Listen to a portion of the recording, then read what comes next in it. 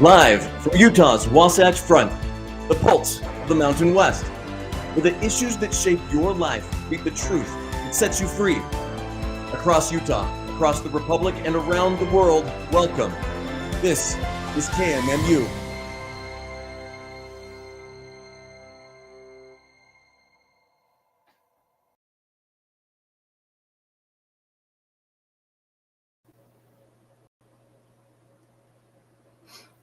Hello, everybody.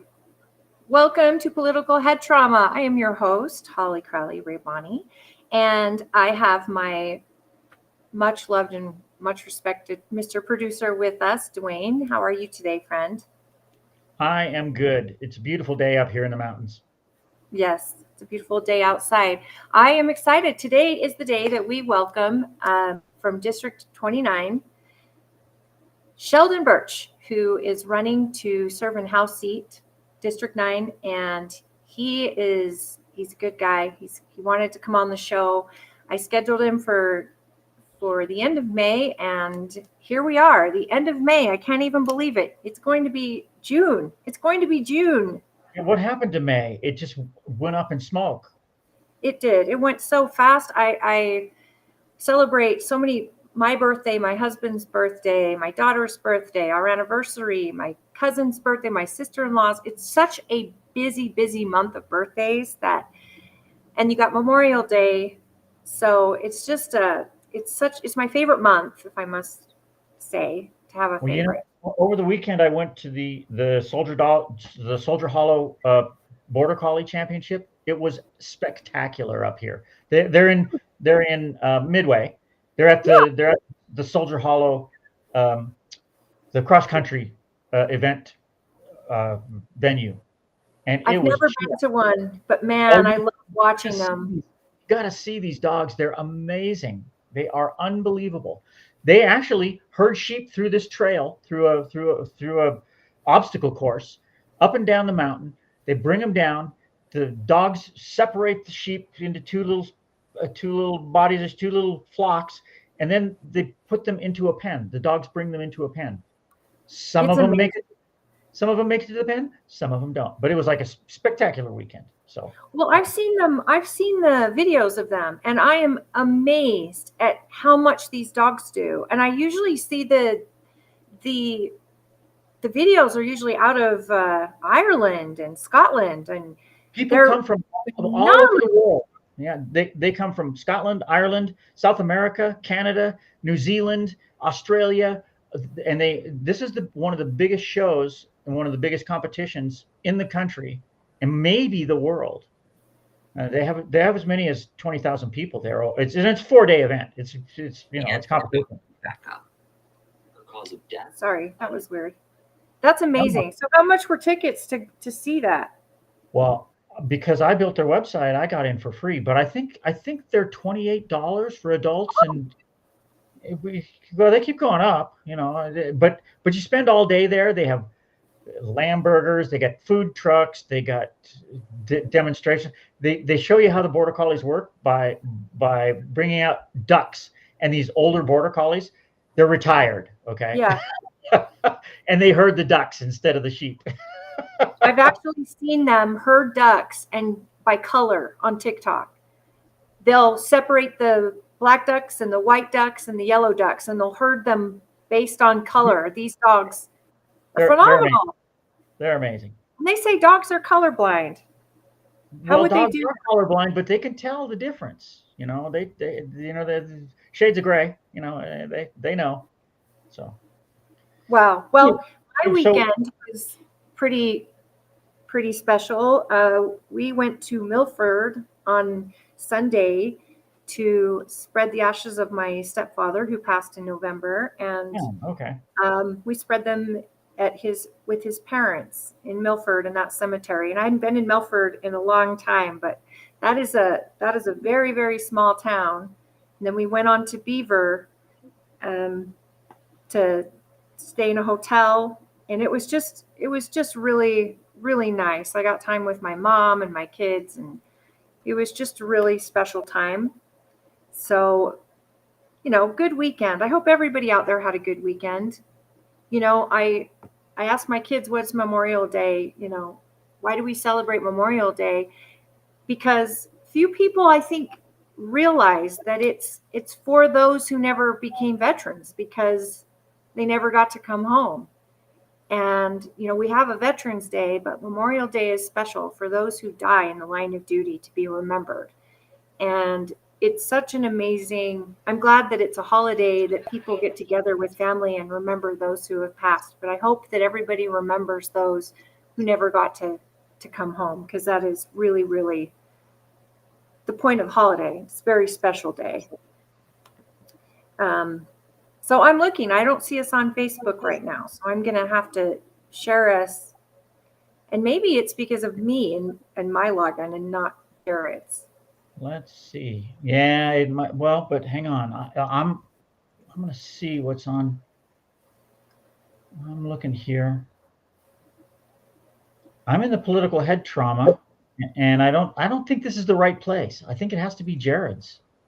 Yeah, it could be. Miss you, Jared. Always something. Well, I'm excited tonight to talk to Sheldon. We, you know, in that race, I was running against him, and, you know, I got a chance to speak with him, and I really like him a lot. Good guy. And I was excited to have him join me. So I'm thinking that if I were to go to add channel, could I add Facebook on here? Well, you could try. You could add the channel, but if you look there, you'll see that political head trauma is in there. What does it say? Oh, there might be a problem with it. Let's see. Let's see. So I'll add it to a group.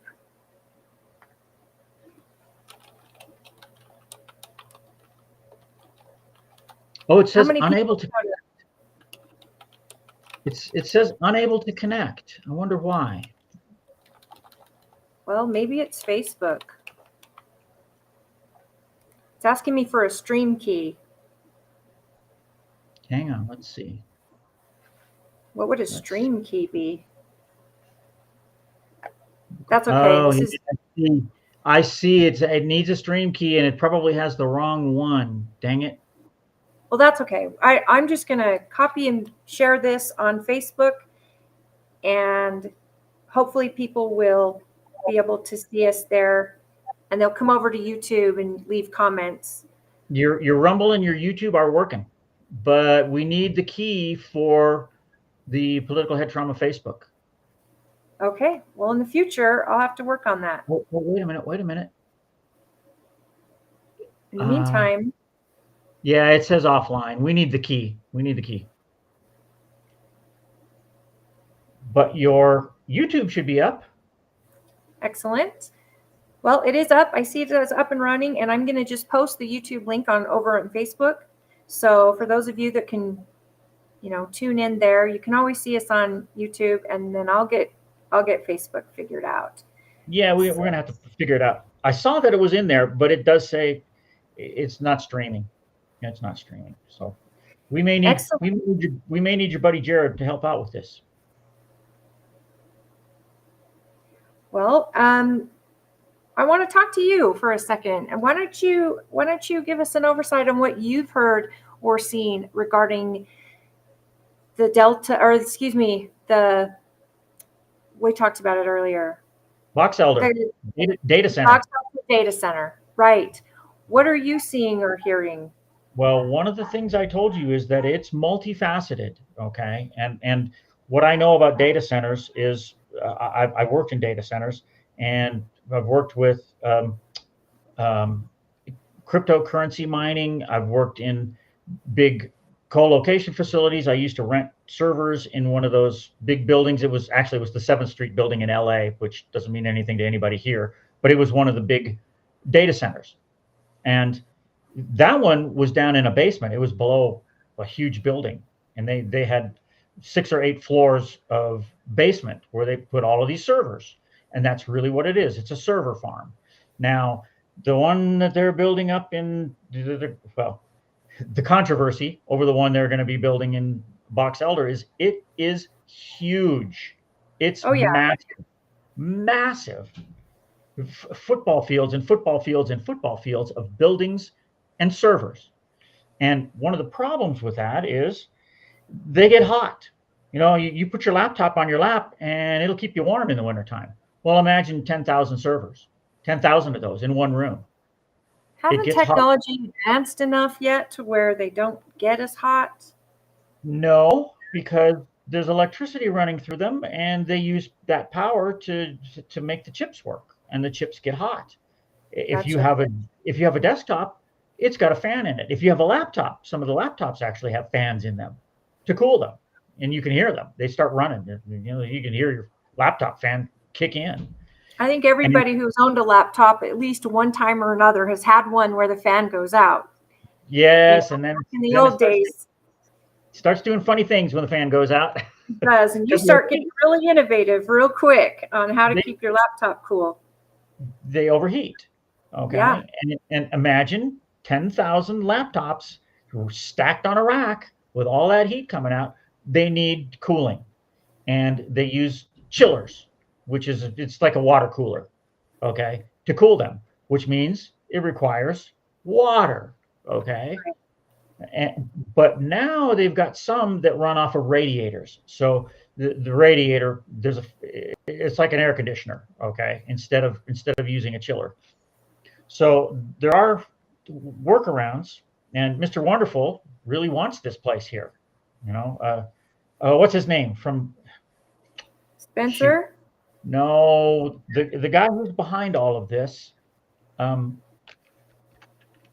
trying to think of his name. Let's see. Kevin O'Leary. That name mean anything to you? No. Well, he's a Canadian businessman. He was a TV personality. And what the heck was his show?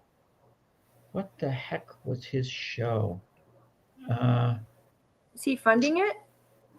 He's behind it. He's partially funding it because he's a gazillionaire. Okay. He's been on Canadian television. Let's see. He had a I forget what the show was here, but television personality, has lots of money, businessman, and he wants to get this data center here. Now, on top of cooling, the thing that makes it hot is the power.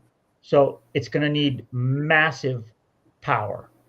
And they're putting this thing out in Box Elder County where there's no water and there's no power. So it's like, That's just it, though. Water is power. I mean, they are one and the same. They're You one and the cannot same. one without the other. Now, Yeah. I've also heard it's been said that it takes about as much water comparable to how much it takes to run an alfalfa farm. Is that accurate?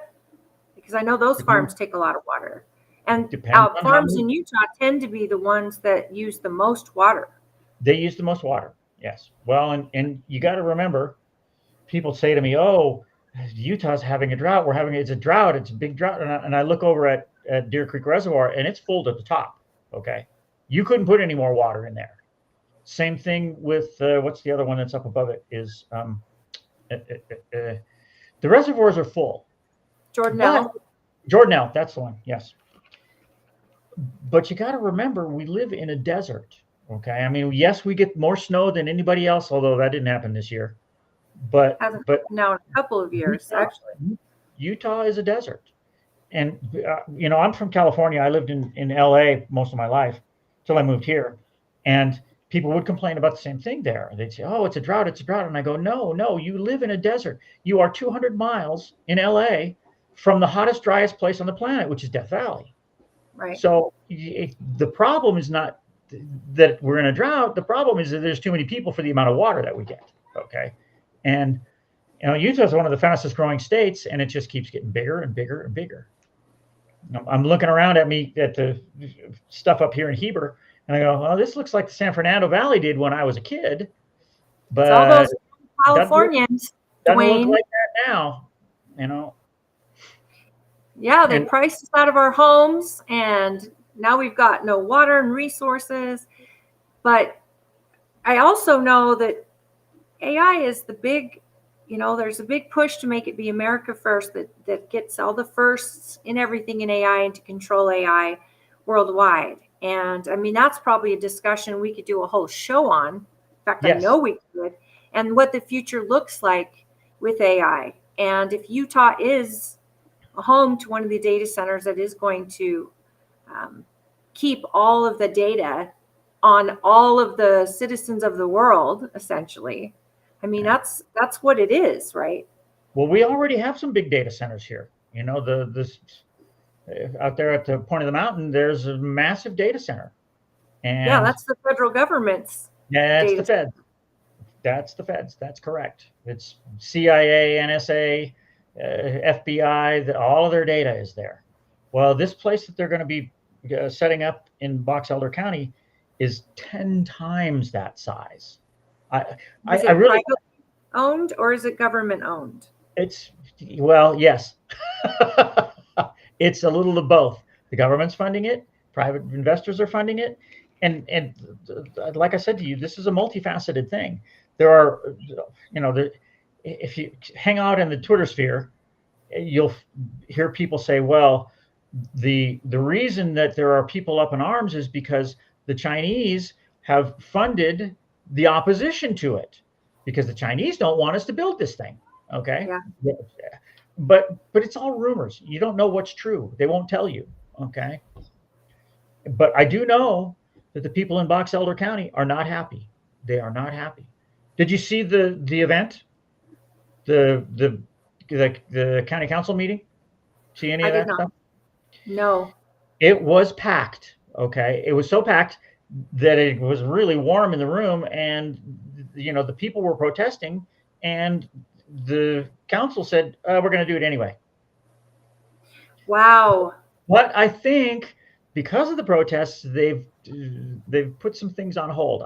It's a complicated story with lots of facets. Okay. And man,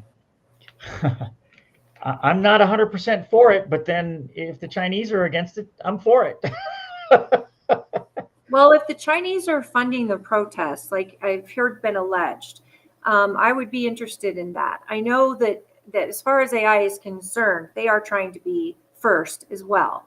Yes, they don't want us doing this. That has been the argument by Donald Trump and other technological leaders and founders, is that if China gets to AI first, we'll be in trouble.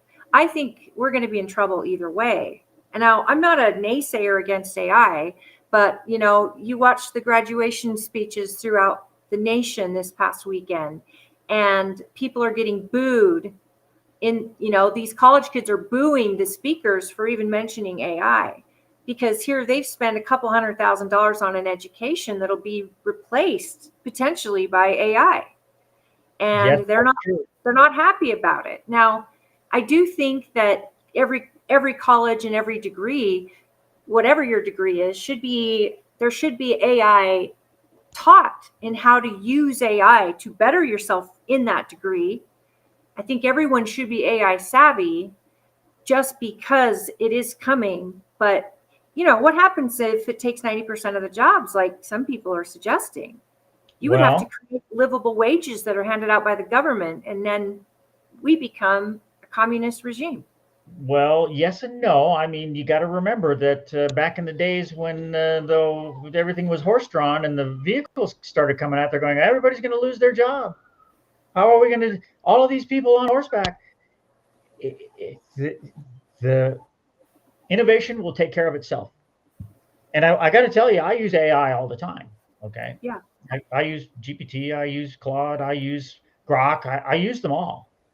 But then I'm a tech guy. Okay. Right. But I used to write code. The old learn to code, that old statement. Yeah. Well, I don't write any code anymore. AI writes it for me, but I still have to go through and fix it. It's not perfect. It tries to be all things to all people. And here's the funny thing. When I've been in tech all my life. 1980, I graduated from college, and I had a computer science degree. What I learned in school has nothing to do with what I do today. It's completely different. Now, the good thing about it was I had a basis in microprocessors and computers from back then. So, but I've been in school since 1980. Okay, since before you were born. Sweetheart, I was born before 1980, but thank you. And I will tell you, I worked. There's a Navy base, Pacific Missile Test Center at Point Mugu in California, in 1980. Let's see, it would have been 1983 or 84. We were talking about AI back then. Yeah. It's not this brand new thing this big buzzword that everybody thinks it is. It's been going on for a long time. Okay? Don't you remember the movie War Games in the 80s? Yeah. See, I remember that movie, and that was, I think, even before Terminator. But, the Gen X generation, we heard about AI when we were kids. It wasn't new, but I don't think anyone logically put it into how it's going to change the world for investment bankers, for even lawyers. I mean, you can get any law case at any time based on anything just that quickly. And, there's going to be jobs. You and I talked about surgeries being performed by robots. They have been doing surgeries by robots for quite some time. And some hospitals have an AI actually on staff. And for every diagnosis or every test result I ever got in these last year, I have put it through an AI first. And I go to my doctor with all that information in hand, and it's been right every single time. And How dare you question the doctors? I'm not questioning, but part of me thinks that my doctor is doing the same thing, because we do follow that same. I tell them, explain it to me in very layman terms, and the AI will explain to me what that result means, questions I should ask my doctor, potential treatments, and pros, cons of what I have in the future. Well, my doctor comes in and understands my test results and is ready for my questions and is ready to talk about the treatments. And we're having a conversation about my care where I'm actually giving good information, and it's a back and forth where I feel like I'm in control of my care, and I love that. So is AI a good thing or a bad thing, Holly? Medically, it's a great thing. Yes. Medically, if it could cure cancer, which some people believe it will, when you have every single test subject study, any clinical studies that have been done, even if it's a doctor in Indonesia and he's doing it on 100 patients, doctors in small villages in Africa, but they're doing it and they're putting it into the computer. And now everybody's getting that data. The AI, the smart AI, is actually going to use that to deduct best treatments or best outcomes using all 8 billion of us. Well, yes. And, Arthur C. Clarke, Arthur C. Clarke, he was a science fiction writer. He had what he called the third law. Okay. And his law was any technology sufficiently advanced approaches magic. And AI is just a tool. Electricity is just a tool. Gasoline is just a tool. Nuclear power is just a tool. Can be double-edged swords. Okay. Guns are just a tool. Guns are just a tool. Okay. Yes. So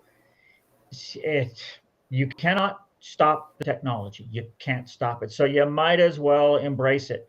And I know that's easy for me to say because I've been embracing it for 50 years. Okay. Well, that brings me back to the data center. Do we just embrace it as Utah being the home and the hub for a data center of this size? Because Texas is going to have one, I believe. They're going to have them all over the country. Texas is the capital of crypto mining. Okay. And crypto mining it's just AI is all it is. It's just massive algorithms that calculate, that actually mine cryptocurrency. Okay. They're huge. And one of their problems is the electricity cost is fixed cost. Okay. And if it takes more electricity to generate a Bitcoin than the Bitcoin's worth, then it doesn't work. Okay. So I have a couple of other things I'd like to say about data centers. One of them Please. is, and I think I told you this, maybe I said this on the air, but when you build a center like that, you're filling it with microcomputers, with processors. Okay.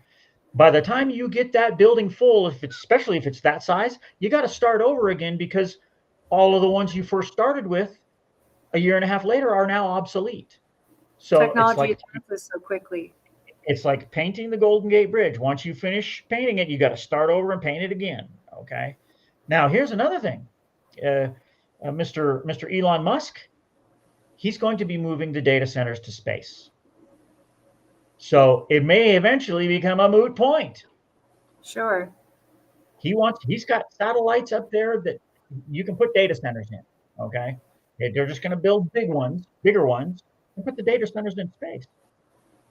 Mainly because now everybody really does have access to it. It can be beamed down. It's now like his Starlink. Everybody will have access. So Well, and then it stay cool up there. it stays cool. What do they use? The sun? One side of the space station is cool. The other side is hot. Do they use solar to run it? No, all you got to do is take the cold air from one side and pump it through. No, I'm wondering, what's the power source? Sun, I'm assuming. They use the sun to run it. But you also, when you're in space, you don't have the problem of it being, it's always on. You're in the sun all the time. Okay. Sure. Here the sun goes down every night, and so you're half the day you're not generating electricity. In space, 24/7. It's in the sun all the time. I just noticed the people of Box Elder I know are unhappy, and I have some friends that are in politics that are unhappy. They're unhappy with it coming up as quickly. It feels quickly. I don't know how long this idea has been in the works. I don't know how much the people have had a say in it from its beginning.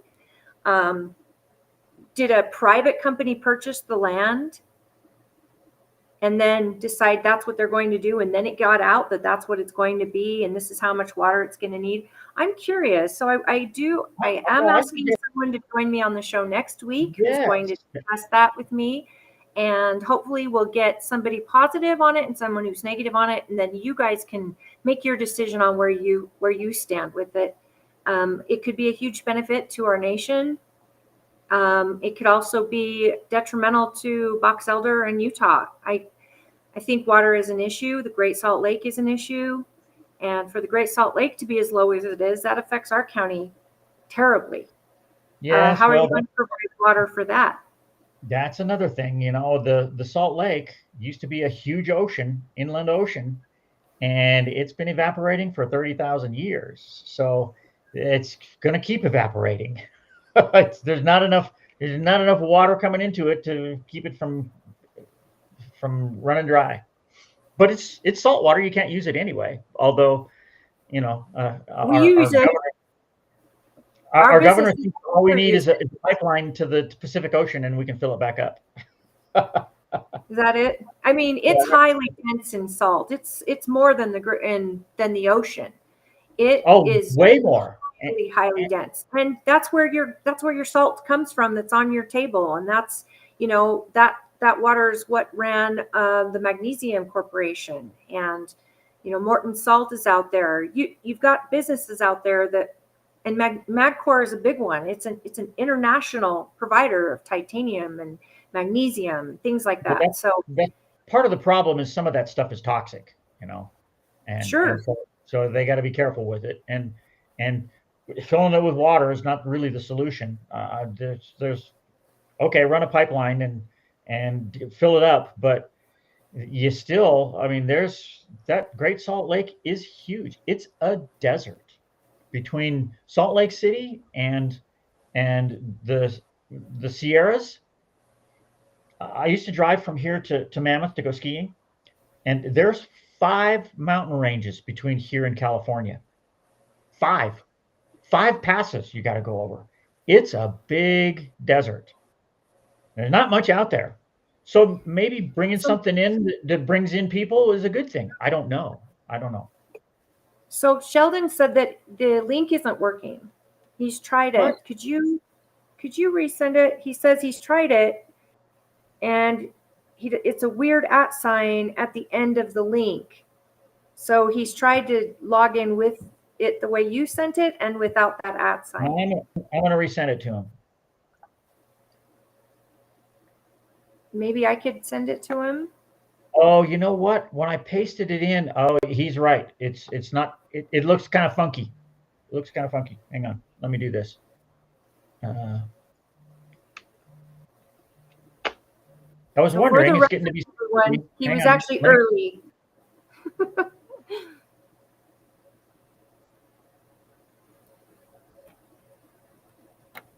I'm going to send him one right back.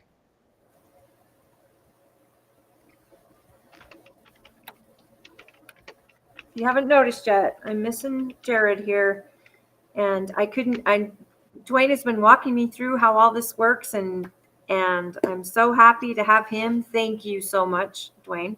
And You're very welcome. Their support has been phenomenal, and I hope that if you're joining us from Facebook, by next week I should be able to have the Facebook link go up. But I appreciate you tuning in, and you are able to comment on our YouTube. We will see it. Isn't that right, Dwayne, that the YouTube comments will show up on my I think screen? so. Let's see if we can do this. Let's see. Chat. There you go. Can you see that on the right? I just see you. You don't Is there something see I should click? No, I just popped up the chat from YouTube. Oh, do I have to click chat? Oh, try it. I'm looking at it. Click the chat. There it is. Hi, William. William's on. Hello, guys. Good evening. They are amazing. And I'm not sure what he's referring to, but now that I've got chat working, you guys, now we're cooking with gas. Speaking And of gas. If you were linked to your Facebook, you'd see the Facebook chat there too. Well, we'll get that next time. Okay. We'll figure that out. Yeah. And speaking of gas, I am having done a road trip this weekend. I am amazed at this gas pricing. It's painful. And my heart is with the truckers out there. They got to get their goods and services across the nation, and to everyday Americans trying to go to work. I'd like to see some positivity. I'd like to see the prices go down and something to happen in Iran that's actually positive for Americans. I'm very angry. Can you text Sheldon and tell him that I resent the link? Yes, I told him. And I looked at it, and I had put some. It was not right. It was not right. See, Yeah, even your tech guru is not such a guru. I screwed up his email. Oh, you did? Well, yeah. Fat fingered it. Well, what I'm going to do really quick is I'm watching for him. Sure. Yeah. I'm going to hurry and resend it to you just in case, so that it's the same. So I just texted it to you just to double check that you have. Well, it must be right because he got it. The link just wasn't working. So you must have the right email. Oh, yeah. He got that's his email. I resent his email with the right link. So you can text him and say he should have it. We'll see him appear here in a minute. I'm hoping. I'm worried that he's panicking, because that's what I would be panicking. But he was early. It was our fault. And we're just grateful to have him tonight. Well, I don't know how everyone's doing it. Last time we talked, I asked everybody to comment on what their thoughts are regarding Donald Trump and the Republican Party. I see that Thomas Massie has been voted out, and that to me was heartbreaking. I think Thomas Massie was a true conservative, and to see him go was devastating. Guess what? Sheldon is here. Excellent. Let's bring him Go on ahead, in. Go ahead and finish your thought about Iraq. Well, and Texas, John Cornyn, I think, out of Texas, has been replaced now by Kent Paxton. Ken Paxton. So he's been knocked out. And Ken Paxton was actually given Trump's endorsement as well. So I hate to see Massey gone.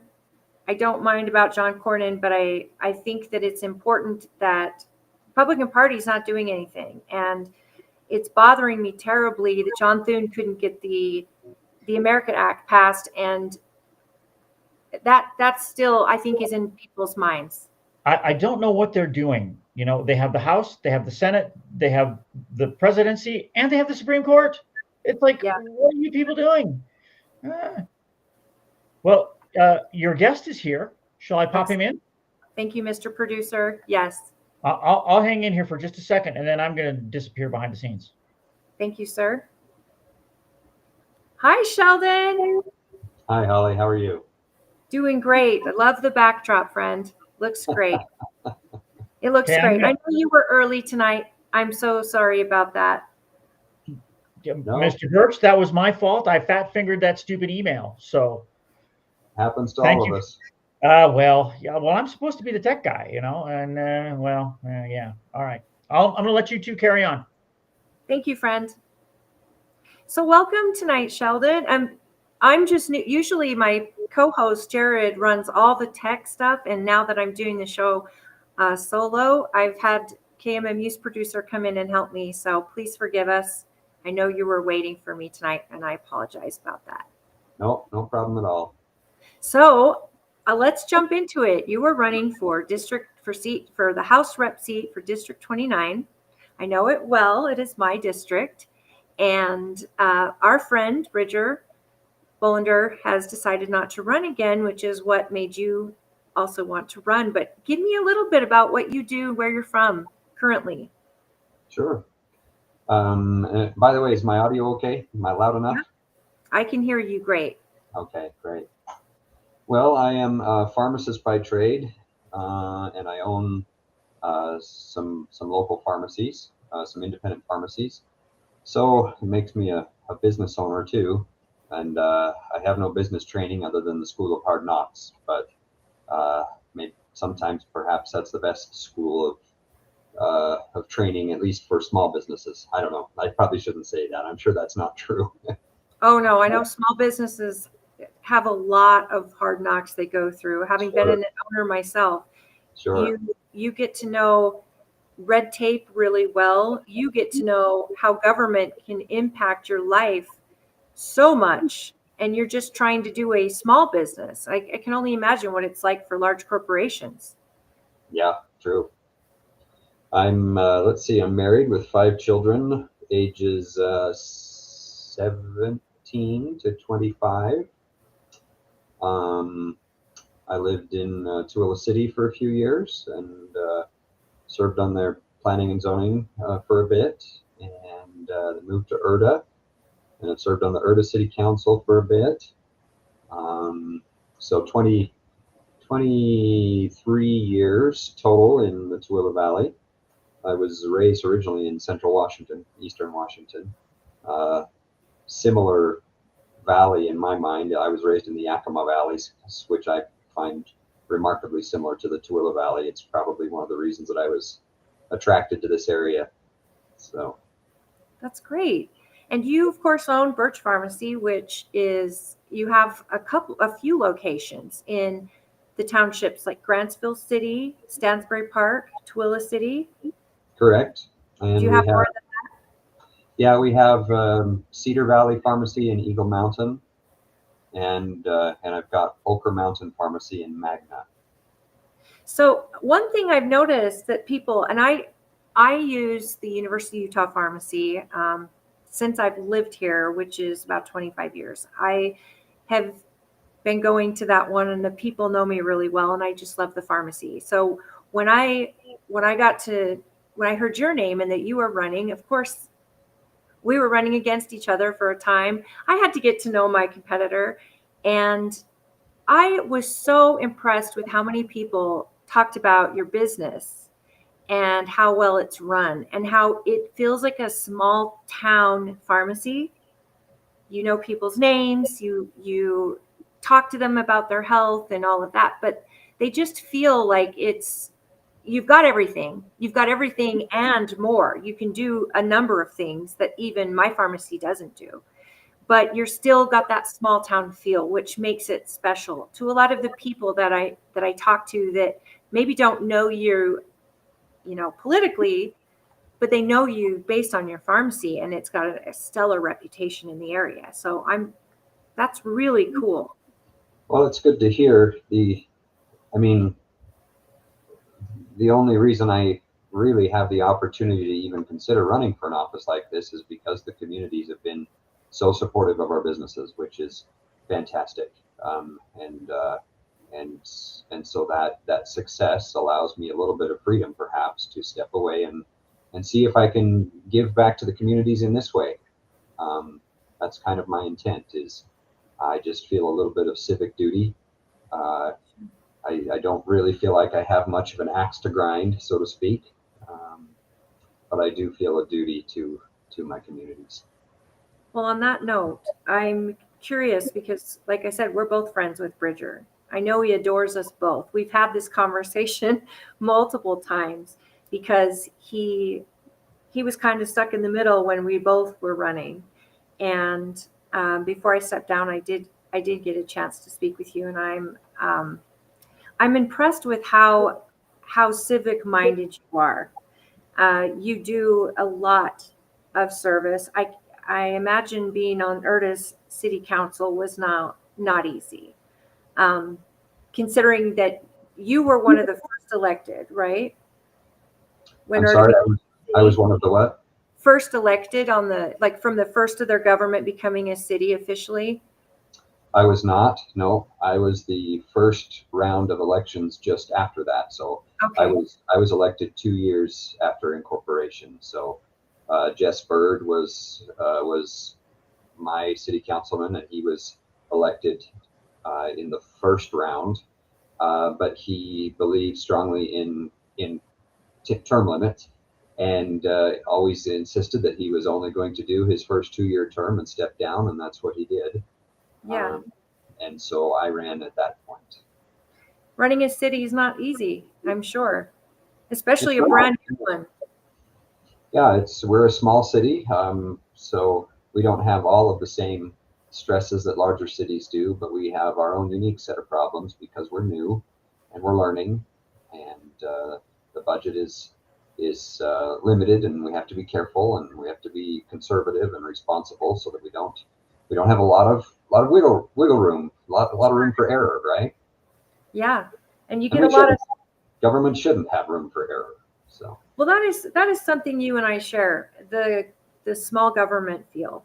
That is something I think that I wished every American could see that for black and white. That the more government you have involved, the less freedoms you have, and it is that simple. And especially business owners, I find really appreciate when the government is not in their pockets. And,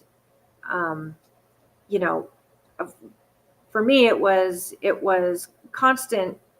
We had to have lawyers constantly arguing things that was like, we had patents. And so with the lawyers babysitting our patents, and with EPA making sure that we're doing this right and this right. And yes, we wanted to do right by our government, but then you get into the IRS. Right?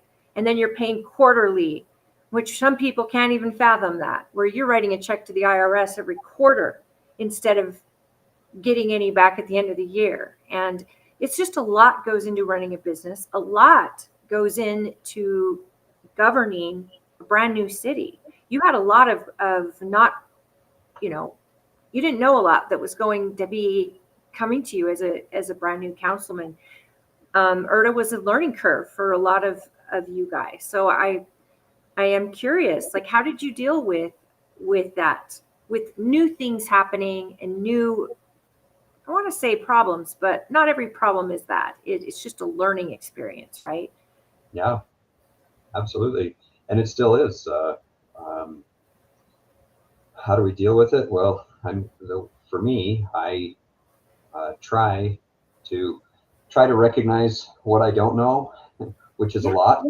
I feel like I'm an expert in a few very narrow areas, a couple of areas of healthcare, and maybe in Mustangs from the 1960s. Nice. but maybe not even that. I'm not sure I should even call myself an expert there. But there's a lot of things I'm not an expert in, and city government certainly has been one of them. So it's something that where I think we have to know who to reach out to. I think we have to build networks and build relationships so that we know who to reach out to when we need help understanding the ramifications of decisions and the choices that we make. And that comes from experts in a field and can also just come from general citizens and say, hey, if this decision is made, how does it affect you, right?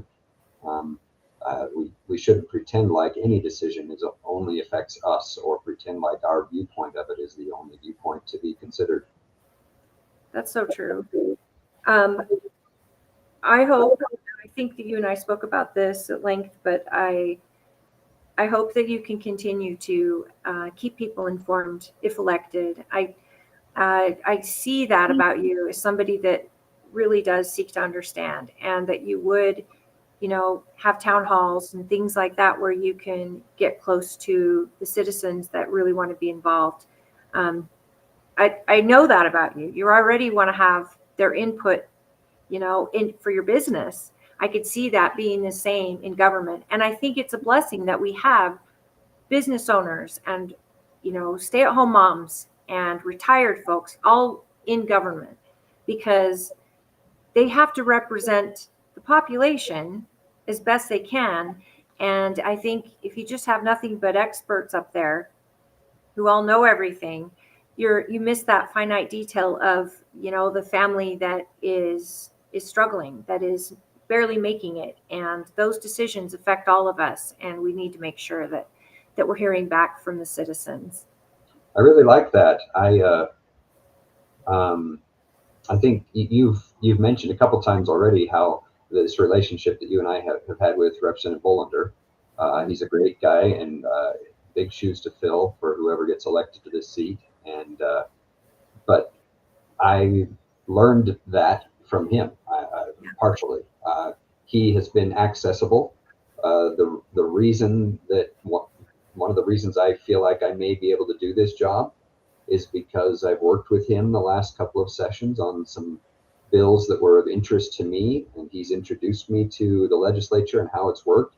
And he has been so accessible and responsive to me. I want to be that same way. So yeah, there's no reason to hide.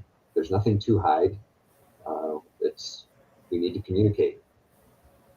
Well, and I'm happy to help you in that genre any way I can. I know doing town halls, I think, are awesome, and I've hosted many. And even before I was elected in the GOP, I, as a citizen, had town halls with all of our county leadership, just because I thought it was important that a citizen could go out and talk to the people that were representing them.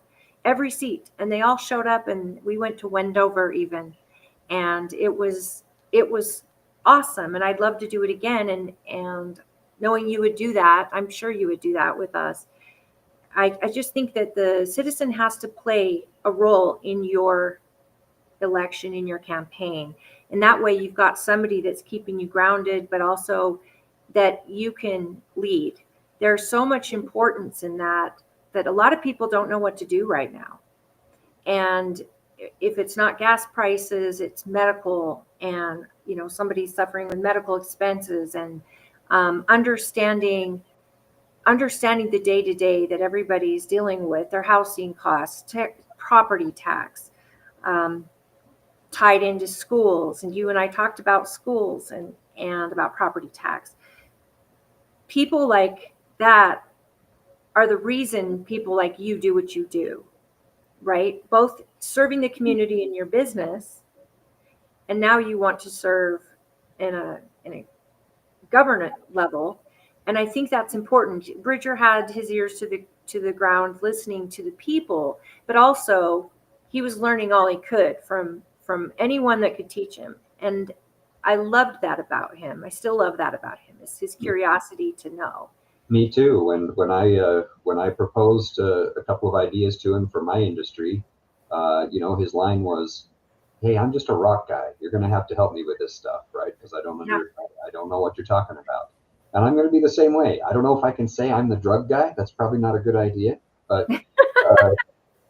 that's where my expertise is. And outside of that, I have to be a listener because I don't pretend to know everything about other topics. So Well, Tooele County has a lot of topics. yeah, true. And let's talk about what you have learned as a candidate from the people. I know you worked the delegates. I know you worked really closely with getting to know all the delegates. That's not an easy feat. And as well as the general public. So what do you think are the top issues in Tooele that you've heard from people? This is an interesting thing for me because in my naivety, I suppose, in beginning this campaign, I thought it was really important that I needed to develop my platform and tell everyone what my platform was. And what I realized really quickly was that that's way less important than learning what's important to everyone else. Right. And really, it's my job to figure out, just as you described, what's important to the citizens that I represent, and try and build a unified voice and take that to the state level and represent that at the state level. That's at least one important part of the job, right? Things that are important, people here are worried about taxes, as you mentioned, and rightly so. We are highly taxed as far as our county goes.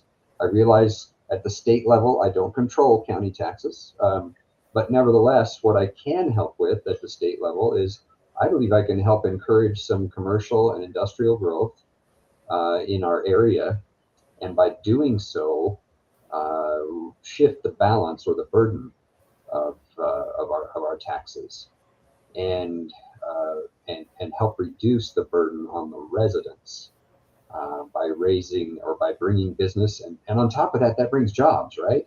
Yeah. So right now, what is it? 70% of our Tooele County workforce commutes, I It's believe. almost 80. 80. So if we could bring a few more local jobs this direction, we can get people off the roads. We improve safety. We improve family time, or increase family time, and we improve our own tax situation here in the valley.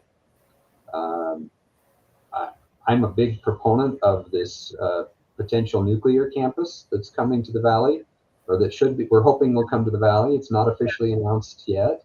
I think that will bring grand opportunities for us. I think it'll be a transformative opportunity for Tooele County.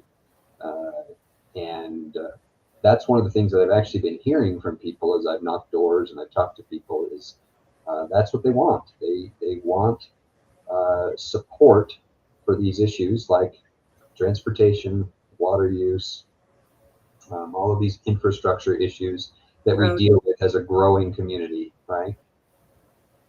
Definitely. And I think we need to unify our voices. If we're talking especially about the Tooele Valley, I think we need to work together as municipalities. The municipalities in the valley need to work together, and the leaders need to work together to unify our voice. And then in that way, if I'm in this House position, I can take a unified opinion and voice to the state legislature and represent what's good for the valley overall, the more we work together. Collaboration is needed. I've said that a long time as the chair. The one thing we can do is get mayors and council members, county cities, all in a room, including our congressperson, with our representatives and our senators, because the collaboration together is so much better for a county like ours. It just is. We've got all this space out in the West Desert, and you could do all this work to get, big businesses to come out and relieve our tax burden by coming to the county. And then you get one city or, even a county council that doesn't like the idea, and it puts that business in a terrible position, and it basically cuts you off at the knees on what you're trying to give back. So absolutely, we need to have those relationships built. And I don't think it should be a party thing. It should be a community thing. And I love the idea that you'd be open to make sure that happens. The Yeah. nuclear plan is phenomenal because, I mean, Dwayne and I were just discussing the data center in Box Elder and how upset people are. I've heard pros and cons about it. We discussed it a little bit. And then I think about, well, Box Elder's up in arms over it, whereas I'm getting the impression that us getting a nuclear facility would be very positive with our public. And I think it'd be very positive. And if the citizens of our county were able to get the benefit of that energy, dropped the costs, and then spread out from there, or even the benefit goes to the state and then we sell it, whatever energy we can, out from there. I mean, I love the idea. I do And too. I think there's a lot of things to be figured out still about it, and I'd be excited to be a part of the process. I know that right now there's sort of a threat from the state for Millard County, and of course Millard County is part of this House District 29 as well. And one of the issues there is that they are getting data centers there, and data centers and this nuclear campus can be a real boon to our property tax situation and our infrastructure. And for that reason, there's a lot of people down there who are excited about it. But there's also a threat, so to speak, from the state of some of the revenue being taken back to the state level and then redistributed. And of course, the people of Millard County are not in favor of that. And I don't think that here in Tooele County we'd be in favor of that idea either. I think that if the communities are going to accept the responsibilities associated with these campuses, that we should benefit from them also. And that's a strong voice that I'll have at the state level in favor of our local communities. I could not agree more. If Millard County is willing to take on doing, and especially if they're doing both, the data center and a nuclear center, like that. No, I may have misspoken there. The data centers are there, and the nuclear is here in the Tooele County. Oh, I thought they were going to take on both. I'm like, oh, but you know, the nuclear requires less water than they used to, and they are smaller, safer. I would love to see that. I don't know how Utah is going to get through. You know, I don't know if the government is going to step in with red tape to stop the building of a nuclear facility. But as far as our governor seems to be really behind it, and I'm hopeful that our representatives and senators are behind it. And I do think that if we do bear that and we do take that into our county, we should get the benefit of it. So I appreciate that. That would be horrible to see nothing come of it, you know, when it could be a nice tax easement for us, hopefully. Right. And So- in addition to the tax benefits, we ought to be able to take a strong voice that goes and fights for our community at the state and the federal level and say, hey, okay, we need to, along with this campus, we're gonna be supporting it with our industries here. So we need some money to develop our infrastructure to support those things. We need money for the Mid-Valley to complete the Mid-Valley Highway, or we need money for maybe it's a valley-wide wastewater treatment system, or whatever the case may be. There's a number of needs that we have, and that could go hand in hand with supporting these new industries. So what do you think right now that the counties that want it are probably willing to do a lot to get it? If we go in asking for it, are we able to put in things like that, or do we just ask for it first and then make the deal later on what benefits we can get from it? Because I imagine we're fighting with other counties to get it. Well, I should be careful how much I say, because I haven't been in the room for these negotiations. Most of what I know about it, I have heard from our county leadership and other things, and it's things that they have shared publicly. But there are apparently 10 sites around the country identified.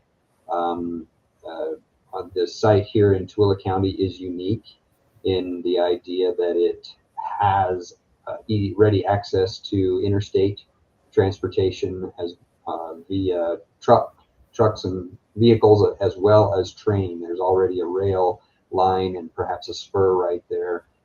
So the Tooele County option is unique compared to the other options on the table in that regard. And I've also been told by our county leadership that there is at least some room for some negotiation and some support to the communities that want this Perfect. campus. Well, and that gets me, I love that. When you and I spoke, there was something that was really important to me that I know is very important to our community that has been, and then just kind of go from taxes and get into property tax. A lot of the community felt like they were slapped in the face by our school board in the meeting last summer, where I don't know if you were there, but I know you heard about it, and I was there. The fact that they went on and voted anyway, and voted for the tax hike. What I think people are trying to get to understand is we currently have terrible test scores here in our county, and we have bad teacher morale. So to raise taxes more and it feels like we're doing the same thing over and over and expecting a different result in education. I'm curious what your thoughts are, because I actually learned a lot talking directly with one of the board members as recently as caucus night. And I got to hear, now we've invited them on the show, and we know, and they haven't been on, but it was nice to hear her side and to kind of get an idea. What I didn't want them to do is blame local legislature, because I know legislature has a hand in it, but there's a lot of powers they have the legislature can't touch, right? Mm-hmm. And our county council can't touch it. And it is property tax. So I'm curious what your thoughts are. And Mr. Producer is trying to talk to me. Thank you for joining us tonight, by the way. Before you answer, we are on Political Head Trauma, and you can hear us on KMMU on Main Street Media, Utah. We're live on X and Rumble, YouTube. You can find us, share, like, subscribe. That helps us a lot. Leave a comment. That also helps us with the algorithm, and so we can get more people out there. I am Holly, your host, and my guest tonight is Sheldon Birch, who is running for District 29 in Utah's House seat. And we hope that you'll tell a friend if you enjoy this and share with your friends. And we take comments. Find us on Facebook on Political Head Trauma as well. We are taking comments on YouTube, so I'm seeing those comments in real time. So please feel free to leave us a comment if you have a question for Sheldon. But thank you, Mr. Producer, for the reminder. But back to my question is what your thoughts are on property tax. You've been affected. I know I've been affected. My taxes have gone up almost a full house payment for most people in the last 3 to 4 years. And I don't know how people on a fixed income can even afford to keep their homes. It is ridiculous. We need legislature, I think, to step in and either make rules that say, hey, if you've paid off your house, or if you have retired, or you've lived in the community for a certain amount of time, or there's got to be something they can do to help those that are losing their homes over this tax that just keeps going up and up, right? On a fixed income. I feel like there is something legislature could do. And as you know, every seat is getting challenged for those running for school board because of this issue. The public is really upset about it. What are your thoughts? Well, just quickly before I answer that question, Holly, I'm just going to put a plug in for you. Just say thank you for having me. I didn't do that yet, but what an honor it is just to be here and be a part of this. So thank you, Holly. As far as the property tax goes, yeah, I believe I've probably spoken to the same school board member that you did, or because I think I've spoken to all of them. So I'm sure I spoke to the one you did not. And I've also met with the superintendent, and I've also met with others who are outside of the the school district administration to discuss these issues. And I agree with you. There really should not be a case where someone loses their home because of this.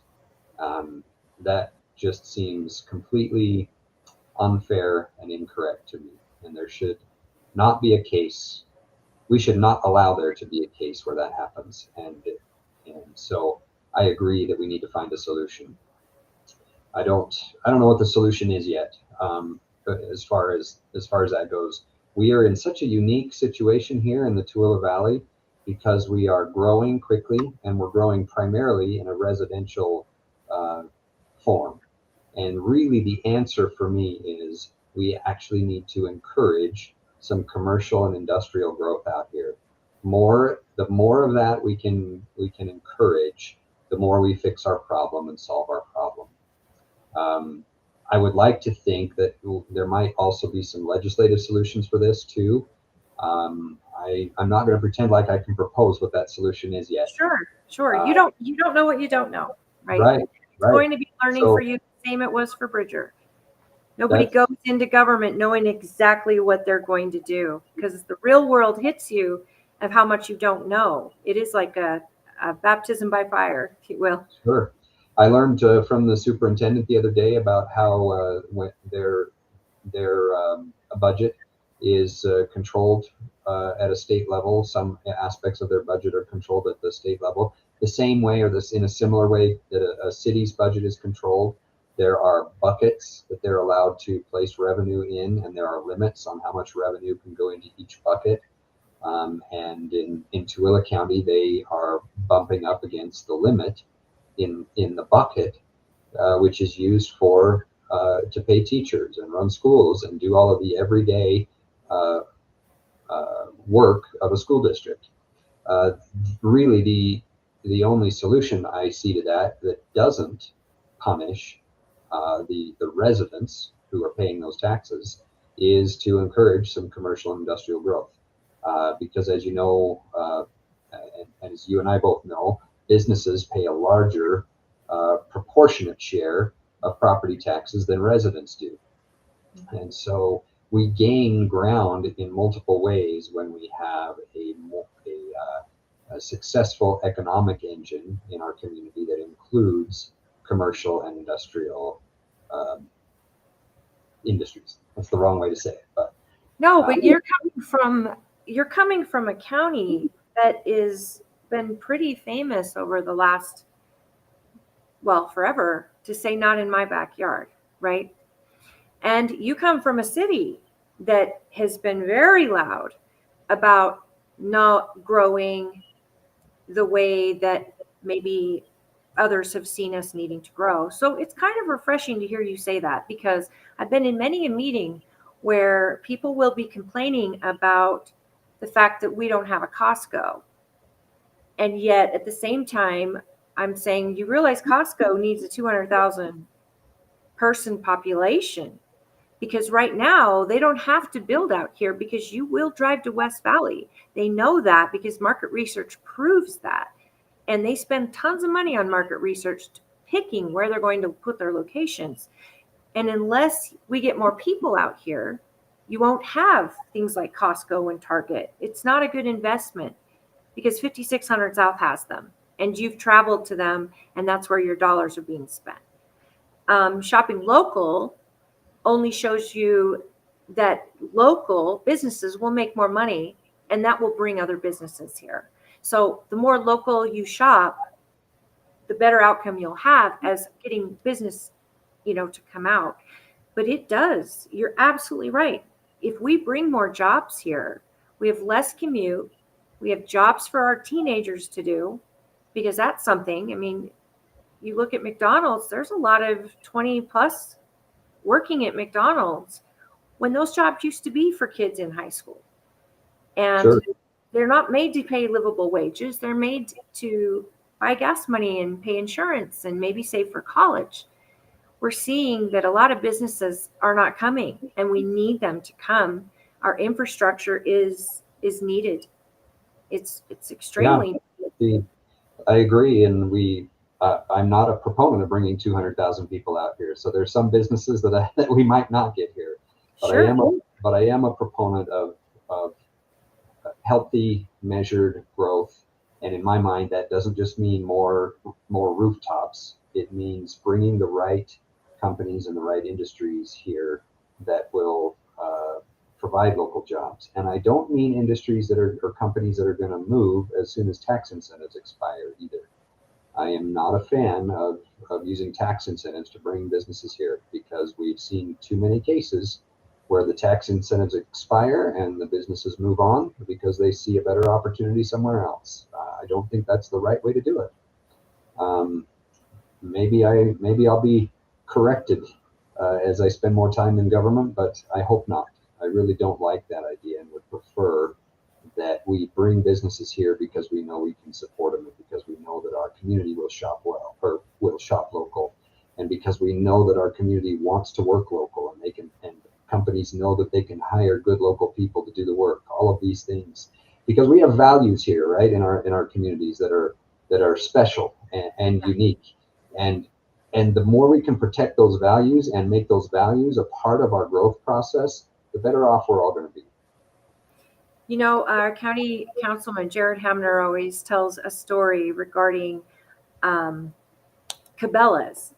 When they were shopping where they were going to put their warehouse, and they were looking at all these different counties and cities. And it was interesting because Jared said that he invited them to come, but that they should come and get an Airbnb, you know, and spend some time. And the people came to Stansbury Park.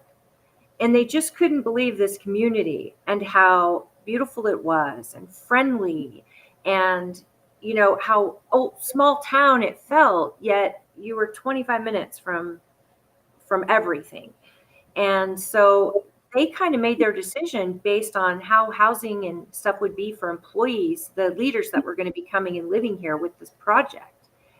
I think you nailed it, because we do have that small town feel. But we are special. We are a giving community. We're a loving community. Smart, slow growth that actually is meant to last for generations is what we want, right? And the more of that we can coordinate between our municipalities, the healthier it will be overall in the long run too. So true. You're dead on with that. And we have colleges and universities and tech college here to educate our youth and hopefully give a very hireable populace for companies coming in. And I think of Wendover, and having been at town hall out there, and how their kids don't stay. They have to leave. They have to leave to go find work. And Wendover's in a really tough spot, located between BLM and the border, and you would be representing them, and few people show up when we would have the town hall or candidates out there. It's not a lot of people engaged, and a lot of people are retiring there. Their children have moved on. It would be nice, and I've talked about this before with Merrill Nelson. I think that would be a good idea, maybe to do something like make the Salt Flats a state park, giving them industry or protections to where they can develop around it. BLM gives it to the state, and allows Wendover to expand and put new hotels or build new places, so people are visiting the Salt Flats year after year, but they're staying in Nevada. I really like that idea. I hadn't heard that proposal before, so I don't know what the hurdles would be there yet, but I did talk to a resident of Grantsville who's a few weeks ago, he's a racer, and they go out and race on the Salt Flats, and he said, hey, what are you going to do to protect the Salt Flats? And honestly, I hadn't thought about it. I just, one of those things that hadn't occurred to me. The same way I spoke with a resident down in Millard County who said, hey, what can you do? What can the state do to better support adoptive parents? And I don't know, because I've never been in that situation, didn't realize that was a real concern. And those are the things that I've been learning, is that there are some really specific issues that maybe we could do some good on if we just work together. And I don't know the answer on the salt flats, but the salt flats, that idea that you just proposed sounds really promising to me. I The more, I thought it was great, and Merrill Nelson thought it was great, and he was representing before Bridger, and I'm not sure that we have. I'm not sure either what the hurdles would be, but I could see it being beneficial both to Tooele County and Yeah. Wendover, because Wendover could really use it. You know, Yeah. to be able to expand. They really can't grow, and you know it breaks my heart to see. And you know they have a lot of law enforcement there. Everything is across the border. It'd be nice for them to have that growth opportunity and for us to preserve a part of our county that is special. it would, Tooele County is so unique because I believe 80% of our land mass is government owned. If I think I've got that statistic right, and we really should do everything we can to gain more local control over those things, I believe. I agree. And I don't know if Topaz Mountain is protected in Millard, but that is a childhood memory. We went every year for Easter, and it is one of the greatest things outside of Delta ever. And I hope they protect that. I've been once with some friends, and we were there when our children were young, and one of the children fell and split his head open, and so we didn't spend much time there. We ended up with an emergency room trip instead. So I can't wait to get back out there again. It's so great. On a sunny day after a rainstorms are the best. That's when you find the most topaz. It sparkles like a diamond in the sand, and it's the great. rain cleans it up, huh?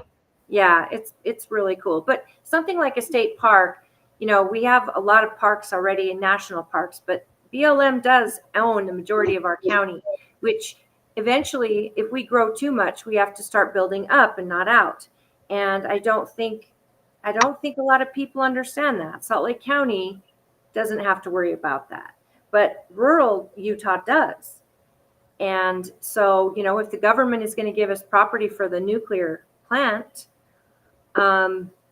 if that's where they're planning on it, I'm not exactly sure. Energy Solutions is out there. They use very little of the resources of our community, and they pay way more in property tax. So something like that is should always be in the back of the mind of leadership, because if we preserve Zion, and that is a national park, but look at all the little businesses that pop up around it, all the way around it on your way to Zion. And I think that the salt flats should be preserved, in my opinion. Yeah, I think that's a good idea. We have to be careful too, because I've learned a lot from my visits down to Millard County and Juab County that ranchers depend on some of those lands for grazing and access to them for grazing. So we have to be careful what we do, because we need to protect those things too. Agriculture is not something that's going away and shouldn't go away. We need to protect it. We need to protect that, and we need to make sure that that's a continuing opportunity here for people. So I fully agree. And that's where the salt flats are different. There's no grazing there, but it is a beautiful space for photography. And when it rains out there, it looks like you're walking on water. And there's a lot of commercials that are filmed out there. And, Tooele County should be advertising, come film commercials in our area, come do music videos. We've got all of this here. I think that our county could benefit a lot, but not rip people off so that we're running away like some counties have done with filming and television. That's a big one. I think learning from all the different small towns and cities is growth is one of the biggest issues. Smart growth, taxes are a big issue. Water, roads. You mentioned the Mid-Valley Highway. As many people know, that was a project we started it because of collaboration between all of our electeds. We got it pushed up with our county commissioners and our representatives and our council, or our Congresswoman, who was Congressman Chris Stewart, actually, and Grantsville, Tooele City. Everybody came together on that deal. and it got pushed up ahead of schedule with our state senators as well. And the first phase is built, but now we need it finished. And the state has kind of put it on a back burner. And we know the Olympics are coming. We know a lot of money comes with the Olympics in getting roads prepared, and they are doing that. And a lot of UDOT is focused on that. But how do we get back to the front of the line again? Is it just getting more business interest out here? Because I can't imagine many businesses are going to want to pay that much in infrastructure to come. But we as a county need to get these roads done, right? 36 is so busy, and I-80 is so busy. 36 is really, really busy, and the most recent studies from the Department of Transportation say it's just going to continue to get worse, get busier and busier, and their forecast is for us not to see any relief from that until, I believe, 2055. Yeah. Unless we can do something else like you suggested, and such as completing the Mid-Valley Highway, creating some other routes, and we need to not just we do need to create those additional north-south routes, but then we also have to have cooperation among the municipalities to have connecting east-west thoroughfares that connect it all. And that's how we find some relief on SR 36 long term. The more we can collaborate and cooperate together, the faster we can make that happen. It has the collaboration and the cooperation has more power to move us up the line than anything else, I believe. Now, on top of that, if we could also advocate perhaps to maybe there's a chance for us to advocate to have an event. Event's the wrong word. I can't think of the word. A center for an event center built out here in conjunction with the Olympics. Maybe we could convince the powers that be to build a hockey rink out here, and we can be the host for those things, and then we get some infrastructure built along with it. That's a thought that I think has merit and value. Well, I agree totally. In fact, I don't think the state maybe has thought about where the volunteers, the Olympics are going to come from. They're going to be from counties like ours. They're going to be commuting up to events. And, I was in meetings before where the plan was to create an exit on the 201 that happens before you go around the bridge and get on I-80, that actually is like a Mountain View corridor that takes you up along the Oakers all the way into Tooele. And that project was, I think it was $2 billion or something, which was crazy. But when you actually think about the benefit of having something like that, in Mid-Valley Highway, you still have I-80, right? And you still have people stuck at that bottleneck. But to have an exit prior to them getting on I-80 would be such a game changer for a lot of people. Agreed. And another thing that comes to mind as we discuss this is, and you're mentioning this bottleneck at the end of the valley that we're all aware of course. Yeah. We need transportation choices. We really do. And so when you talk about transportation choices, it's not just choice to go on a different road. It's also, we really could stand to expand the UTA bus service in our direction. With some of these things like the nuclear campus or maybe being involved in the Olympics, there may be an opportunity to run rail out here. And that could be a real positive. Right now, the Utah Trails Network has suggested approval of a feasibility study for a paved trail to run north-south through the valley between Tooele and Stansbury Park.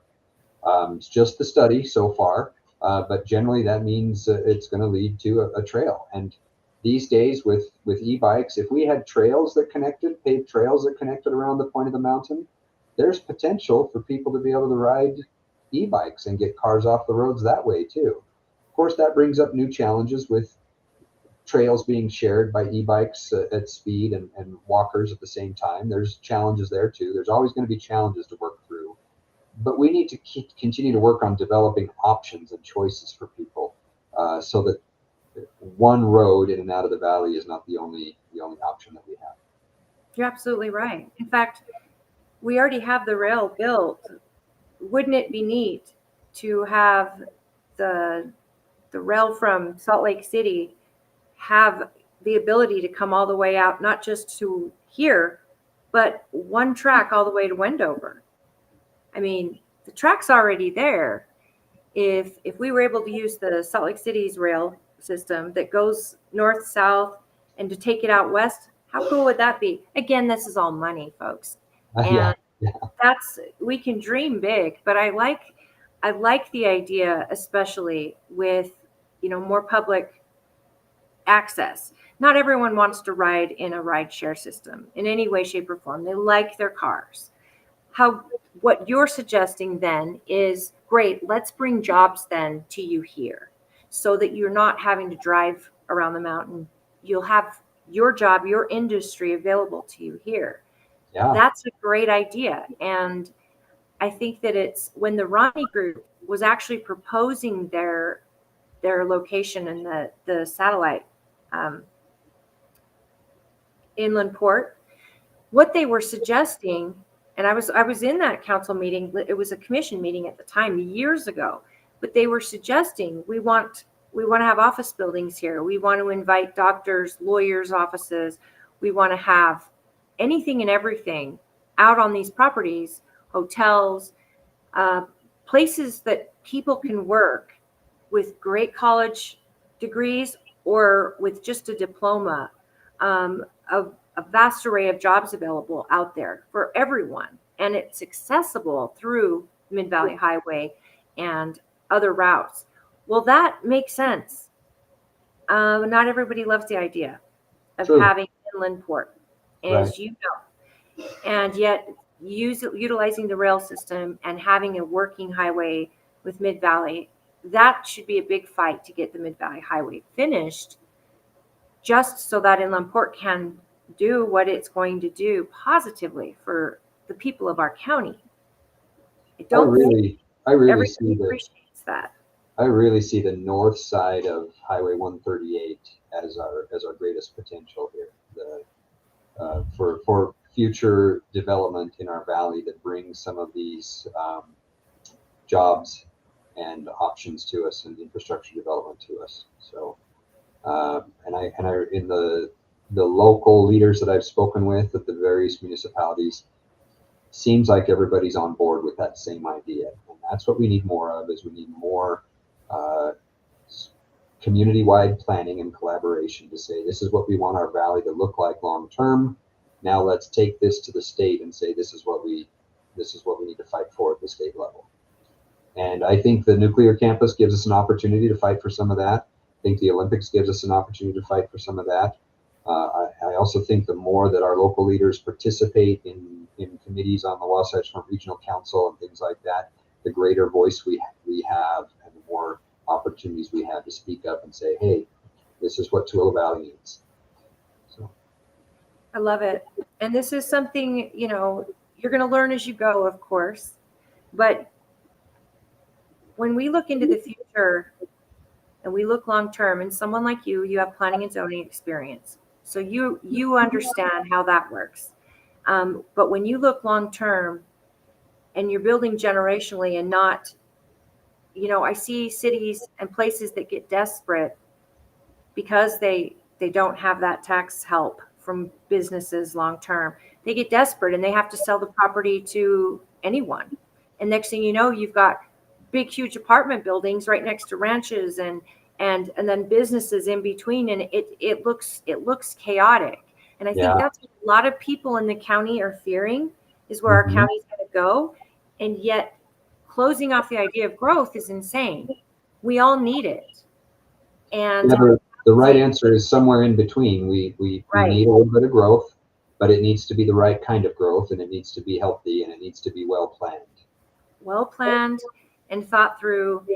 And places like our county needs housing, and I hear people complain all the time, there's no affordable housing. Well, that word isn't fair, because what's affordable to you probably isn't affordable to me, and they throw that word around. But what we do need is we need smaller housing options for our elders who want to downsize but stay in the county. For first-time families, you never see any more 1,100 square foot houses go up like I was raised in with 6 kids.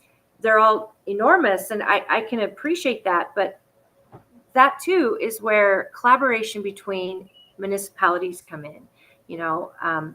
Just having those, bringing in developers that want to build smart neighborhoods that maybe are on the smaller side, or bringing in areas. I wish Wendover could do stuff like that, but maybe each city gives a portion of the city to focus on 1 acres or half-acre lots or 0.25 acre lots with smaller housing on it. That's a crisis that we're being told is a serious crisis. But you can't keep building homes and not bring in business. That gets everybody upside down. Yeah, that's the real piece of the puzzle for me. Is it can't be one-sided or lopsided growth that way. It needs to be balanced growth. And we do need to recognize that local communities have their own feelings about what type of growth is healthy for those communities, and that's okay. The state should not be taking over zoning from those communities. I agree. The smaller and more local a government is, the better it represents the people, right? And the state should recognize that and support that, really. As long as those communities are willing to work to help be parts of the solutions. I'm really glad you brought that up. I know there is word on the street that the governor wants to create a board that takes over planning and zoning. I absolutely disagree with that. You are absolutely right that the municipality or township, like I live in, we should have at the most local level, deciding what our growth looks like. We have to also put in mind the roads. Growth, with more growth, you need more roads. And 36 is the artery in this it holds this whole area together. And as wide as they want to make it, or, wherever they're going to make outlets, has to be smartly designed, but completed. The Mid-Valley Highway is great. We need it done. I know you're going to fight for it. I hope that all of our local municipalities will fight for it. And with the Olympics coming, they're going to direct towards other areas, I'm sure, of where they need that road money. And I personally want someone who's going to stand up and say, listen, your volunteers are coming out of my county. Our county needs to have this finished. You started it. We can't leave it unfinished. You're hurting the businesses. You're hurting the population out here. And I believe you'll fight for us. I think that's fantastic. I think I will too. I don't know if I'm the boxing gloves kind of fighter, but I am the kind of fighter who will build relationships and work with people. And I believe I will be heard and listened to, because I will take a respectful approach to representing who we are at the state level. Fantastic. Well, and then with your background in medical, I know with pharmacy, where do you see your background coming in when it comes to legislature? Where can you assist? What are there boards you're looking to serve on? And if so, what do you see your contribution could be on the state level? Well, I'll make a couple of comments about that. One is, a couple of years ago when I started working on bills for my industry with Representative Bolander, I really did think that I knew it all in my industry, and realized really quickly that even in my own industry, there are a lot of aspects that I just hadn't considered and hadn't thought of. So certainly, I think it would be helpful to have another legislator who is a business-minded legislator and who has a healthcare background. We have just a few of those in the legislature now. We do have a couple of doctors. We do have a nurse. We have one other pharmacist. There's just a handful. And I've heard multiple times that an additional voice in that regard would be welcomed up there and could be helpful in a lot of discussions. Exactly which committee that puts me on, I don't know. Because, interestingly, Representative Bolander, who's the rock guy, was head of social services or health and human service, whatever it was, right? Something that's really outside of his realm. So sometimes those assignments come in unique ways and for other reasons. But whatever assignment I'm given, I can definitely bring the perspective of the people that I see at the pharmacy who I know are struggling to pay their bills, struggling to pay for their prescription medications because their property taxes have gone up, or because their water bill has gone up, or because their sewer bill has gone up, or because the drugs themselves have gone up. There's all of these reasons, and there's people who are struggling, and I see it every day at the pharmacy counter. And whatever committee assignment I end up on, I can take that perspective and apply it to that committee. When on the Tooele Technical College board, when I was appointed to that board, I assumed that I would end up on the committee that oversees the pharmacy tech program or something like that. But instead, I was assigned to the Finance and Audit Committee, which I didn't think was really in my realm. But it's been a really great learning experience and an opportunity to go and take these types of perspectives and apply them in a different way. One of the things that I think is unique about me and my background is that the way I look at things from the is I want to know what the worst case scenario is. When I have a patient situation in front of me with a medication and a health concern, I want to be thinking, okay, what are the actual risks here? And what can we do about those risks? If we make a certain decision, what are the consequences of that for the patient, for their pocketbook, for their health? What are the risks? And can we handle the risks? Are we able to tolerate the risk that we're taking? Are there ways that we can mitigate the risks? And that's the type of thinking that I will take to my decisions at the legislature, to say, okay, if this bill does this, what does it actually mean? And what are the risks? So it says this on the surface, what is the risk to the people that I represent? And can we handle that risk? Is that a positive or a negative? That's fantastic. Can you hear me? Yes, can you hear me? Yes. It got a little quiet for a second, but that's fantastic.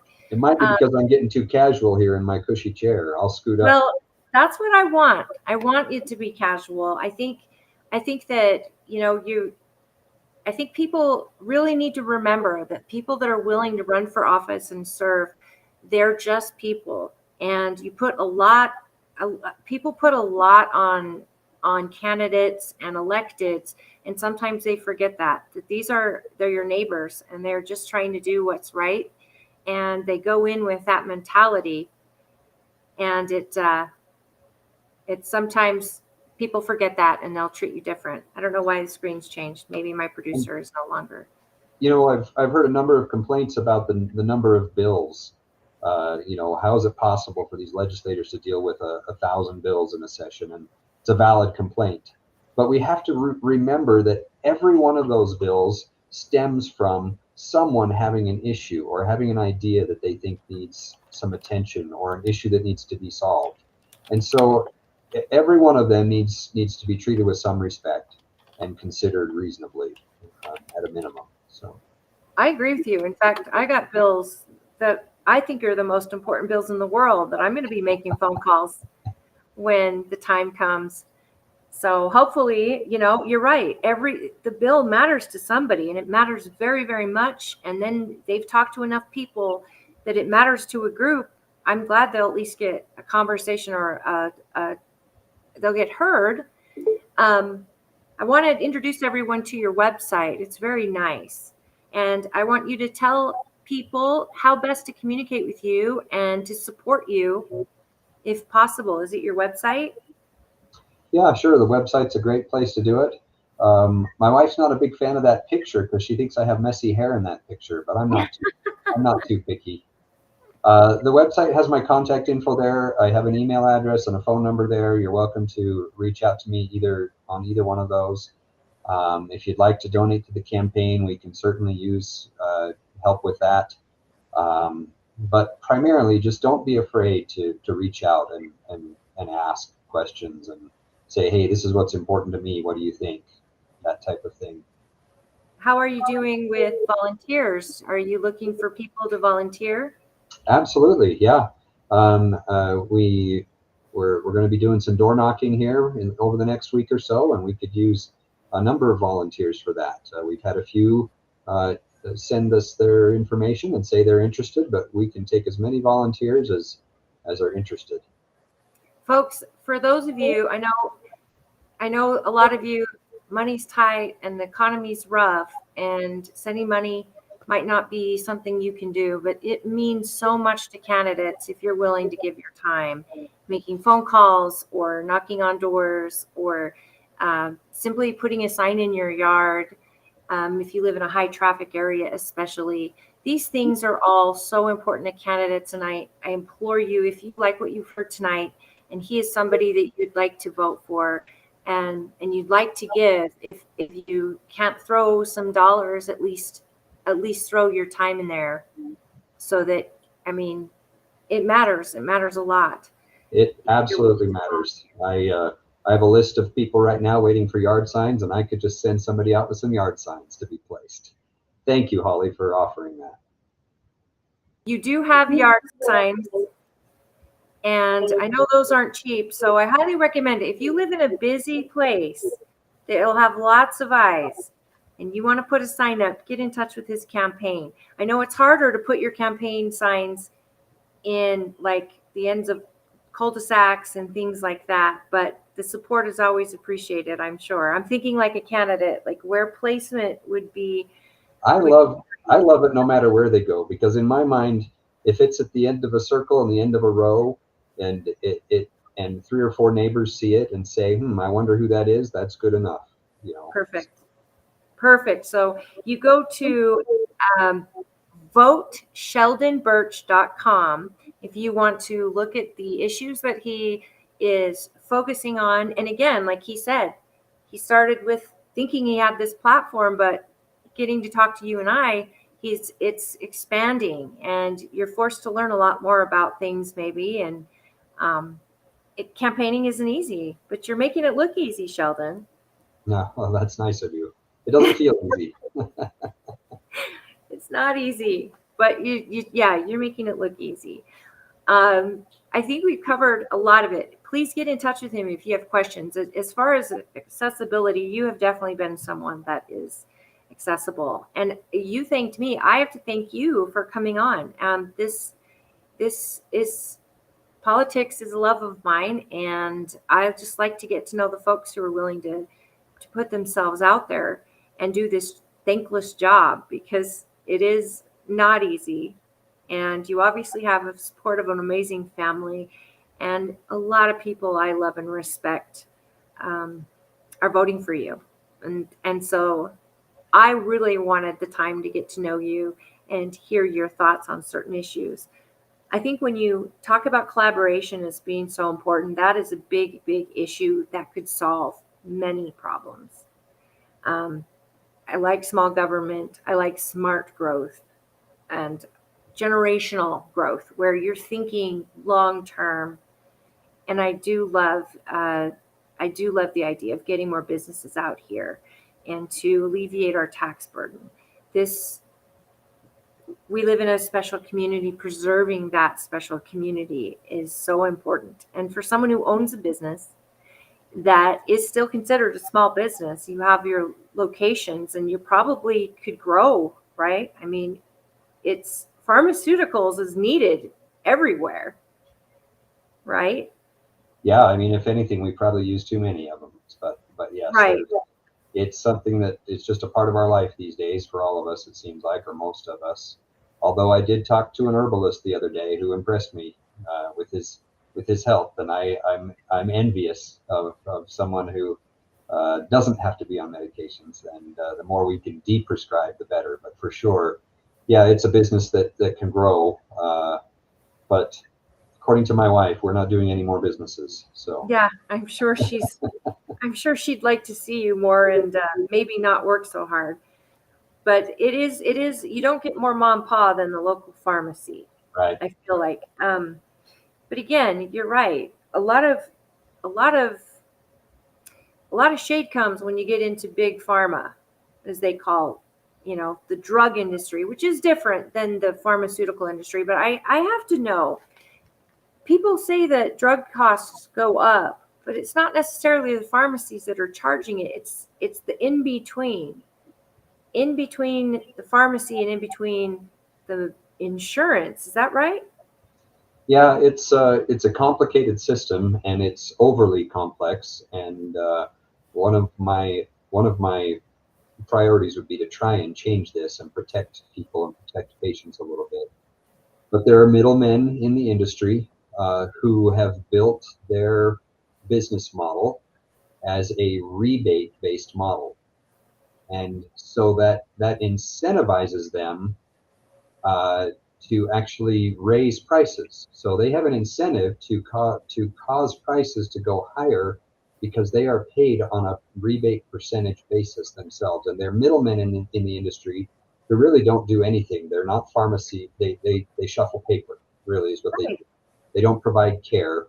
And we really need to tackle that in this country, because our drug costs are out of control. And it's not because of what any of the pharmacies that you use, whether it's the one you go to or mine or any of the others in our communities. It's not because of what we're charging people. In reality, we have very little power to set any of our prices. It's set by these middlemen. Our prices are. How much you pay and how much I am paid is all set by these middlemen. Is this a federal issue? Like, is this something you can tackle on a local level? It's some of both. Senator Vickers has been, well, I shouldn't even, it is Senator Vickers. Senator Vickers is a pharmacist in our Utah legislature, and he has done an awful lot working with all the various stakeholders in our state to try and control some of these things, and he deserves some credit for that, a lot of credit for that. There are some things that we would love to be seen or love to see solved at the national level, but I don't want to wait for that. There are also things we can do at a state level. For example, I see tens of millions of dollars of waste in the Medicaid, the state Medicaid budget, related to this very factor. And I think there are ways that we could change it just within our state and save enough money to pay for the Mid-Valley Highway or whatever else we might need. Sheldon, this to me should be a number one issue. And I say that because every American right now has some sort of medical situation, or they will in their lifetime. Drugs right now for seniors, sometimes they don't eat because they have to afford medicine. These middlemen, and I've seen this before, and I've thought, this is like this feels so corrupt to me. And at the same time, your insurance company is having to pay more. I mean, they're getting ripped off no different than the citizen in a lot of cases because of this middleman. I would like you to go to the state level and be unleashed on this topic. I would love that. It's one of my absolute priorities, but I do have to be careful that I don't engage in self-dealing. When I get there, I have to make sure that I'm representing the people and what's good for the people and the state, and avoid things where it appears that I'm trying to benefit my business. Of course. But you're talking to somebody who I would be the first person to throw that in your face, okay? Yeah. Because I don't want someone to go up there and work for Big Pharma. I want you to work for me. But Absolutely. Now I'm putting on my citizen hat. I have medical issues, and I can barely afford my medicine. And I am the opposite of Big Pharma. I am small pharma by definition. I am the small local pharmacist. If anything, that's what I'll do, is go up and stand up to these big companies. We have massive companies. Two of these companies that we're discussing are Fortune 10 companies. Two of the 10 largest companies in our country are these companies, and we have to stand up to them because healthcare is no longer a free market in this country, and we need market-based systems that work for individuals, and healthcare is not one right now. We need to fix that. This feels like a made-up job. that these people have. They're shuffling papers. They're just making money and they're not doing anything. The pharmacy's doing what it does. The drug companies do what they do. The insurance does what it does. Doctors do what they do. This feels criminal to me. And so as a citizen who has to take drugs through a pharmacy, and for every senior that has to be on Medicaid or get their drugs, I want you to go after this issue like crazy. And if you have the inside knowledge on it, that to me feels like you are already a step ahead of most people who could even do it. Like, as a legislator, you could do this, and you could do this well, and you would be representing every American on their plight here, because every American will have to deal with drug companies sometime in their life. Well, I appreciate the encouragement. Astounding. I appreciate the encouragement, because it's definitely a hot button issue for me, and I would like to be able to make a difference in this regard. I'm so glad I asked you that question, because I figured who better would know than a pharmacist what this middleman is that I'm paying for every time I pay for medication, and what insurance argues about it. Doctors argue about it, and I still don't understand what they even do, what these people do that are setting these outlandish prices. So, yeah, I would say let you loose, bull in a china shop, go crazy, because there is not an argument I can think of that would say you're putting your business first in this argument. Yeah, pharmacies are going to have to pay it regardless, but they will charge the customer. They're a business at the end of the day. Doctors are going to prescribe it regardless, because their job is to help the patient at the end of the day. So I don't see anyone able to accuse you of looking out for your own interest. This is about the patient and them getting ripped off, and in a very blatant way. So my goodness, I would have started with this first had I thought about it. But I appreciate this being an issue for you that you plan on taking on. I'd fully support it. It is. It's something that is for sure. It is an aspect at minimum of waste in our government, and possibly an issue of fraud. And it's all being done with taxpayer dollars. And there's no reason we should be afraid of trying to tackle this issue.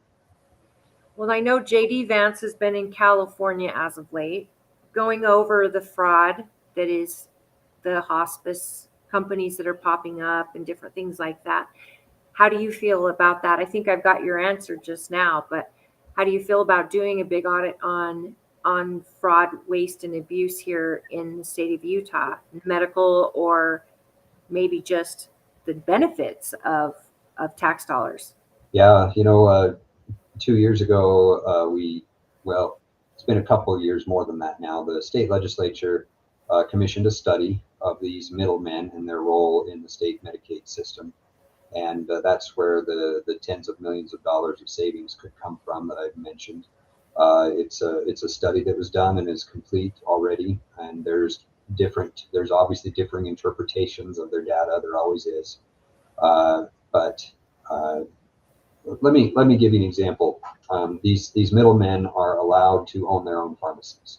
So the middleman comes to me and gives me a contract and says, take it or leave it on this contract, basically. There's no negotiation. It's, hey, because we're allowed to own our own pharmacy, we don't need you in our network. So if you want to have access to these patients, here's your contract. Take it or leave it. We don't care. And what happens is they ratchet down the price, what they pay the pharmacy, and then they pay us a dollar amount, and then they go back to the insurance company or the plan sponsor or the employer and charge them a different price. So they create a spread for themselves. They create a profit margin for themselves. And an example is there's an example of a drug where this one is a TRICARE example. TRICARE is the federal government issue that you mentioned, but it's the same issue. The company that's been hired to run the TRICARE benefit pays an independent pharmacy $400 and something for a certain generic drug, and pays their own pharmacy $33,000 for the same drug. And that's taxpayer money. That's government money. That and is that's crony just- capitalism. yeah, it is. It is. And I'm a capitalist, right? I'm a business owner, and I'm in this business too. But that is, in my mind, abuse to a level, especially where we're talking about taxpayer dollars. We do need to rein that in. We do need to look out for our taxpayers, look out for our citizens, and be more careful about how we spend our dollars, our taxpayer dollars, with these companies. Do you think that, I imagine this company would have its own lobby? Do Oh, you yeah. think that you could create a bill that you could get people on board to defeat a lobby like this? I mean, you would be taking on a giant, I'm sure. If they have that kind of income, I guarantee there's lobbies up there in everybody's ear. There is, yep, and unfortunately, there's a couple of Utah-based companies that are involved in this too, and so we have to be careful that we're not, punishing Utah-based companies. But I think the key in this is for someone with perspective in this area to get up there and just start sharing the perspective and building a network of people who can say, "Oh, I get it now. Oh, I understand where this fraud or this waste is. Let's see what we can do about it." And so before we jump the gun and start saying, "Hey, we're gonna come out guns blazing and just go right at this lobby," we have to build our network, right? We have to share the information, and we have to say, "Hey, this is good. This is good policy. This is good for people. This is good for our budget," and we have to build that first. And educate the populace, but more importantly, educate the legislators. Yeah. And the senators.